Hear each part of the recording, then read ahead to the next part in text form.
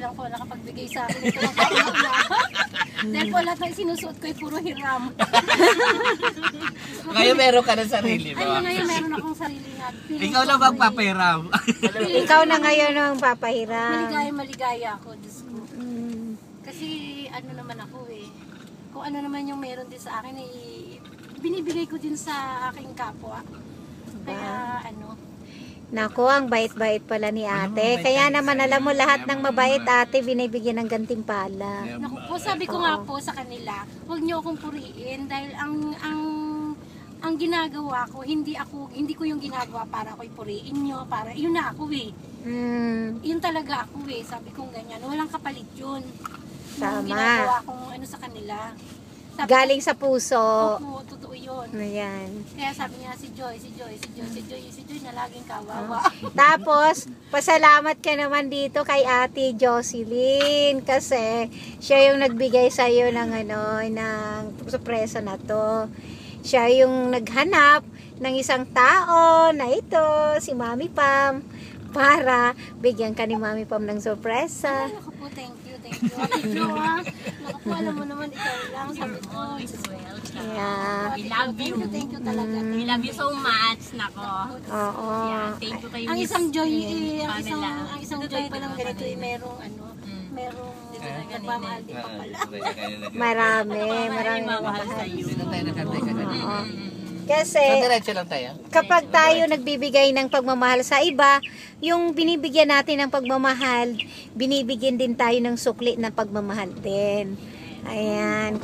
Kaya sana yung pagmamahal na yan, laging tuloy na tuloy hindi lang sa isang tao, kundi sa lahat ng tao na nangangailangan ng pagmamahal.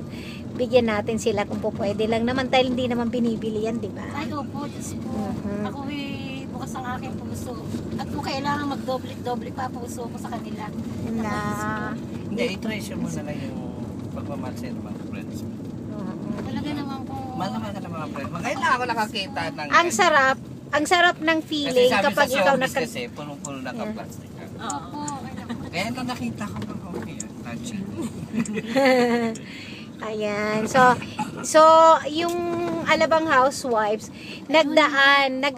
nagbigay ng daan para bang kami yung naging daan para ikaw ay masuklian yung amon mo yan at may pakita sa tao na hindi lang kami ang naging inspirasyon, pati ikaw magiging inspirasyon sa lahat ng mga nanay. Na kahit na hindi ka mayaman, kahit simpleng buhay lang, pwede ka pa rin mag-share ng pagmamahal. Diba? Pero yung ginagawa ko, wala naman ako hinahangad na ikaw mga kapalit. Hindi naman kailangan ng palitan. Wala kami bibigay dyan. Dahil sa to lang, mabait ka hangin yun. Hindi na kailangan yung magkamo. Yung pagmamahal ay hindi laging naghahanap ng kapalit. Yun ay iba na mismo, sila na yung tinutulungan mo ng pagmamahal mo, binigyan mo ng pagmamahal, sila na ang mag-iisip kung ano ang maibibigay para sa'yo. Pero ikaw hindi ka naghahangad ng pagkapalit kasi nga bukal sa puso mo yun, yung mga tulong mo. Ayan, so ito na ngayon, sabi ng Panginoon doon sa mga minahal mo, yung Panginoon ang nag-udyat na kailangan suklian mo rin yung pagmamahal na yun na binigay sa'yo ng kapwa mo. Yan na yun ngayon. Oo. Ano Ay, man po binigay yun. mo. Eto, ay Ako, isa Lord, sa kung ano man po yun, maraming salamat sa pamamagitan po ni Ate Jo at saka ni Ate Pam. Diyos ko po. Maliit lang siya pero galing siya sa puso. Katulad sa Ay, kahit na nga po. Nakakaano ka na sa kanila, makakasabay ka lang sa kanya kahit konti lang. Yung grasya na yan, hindi lang sa iyo, sa lahat ng mga nagmamahal sa iyo, may grasya sila. Kasi sila ang nangunawa at nandyan lagi sa likod mo.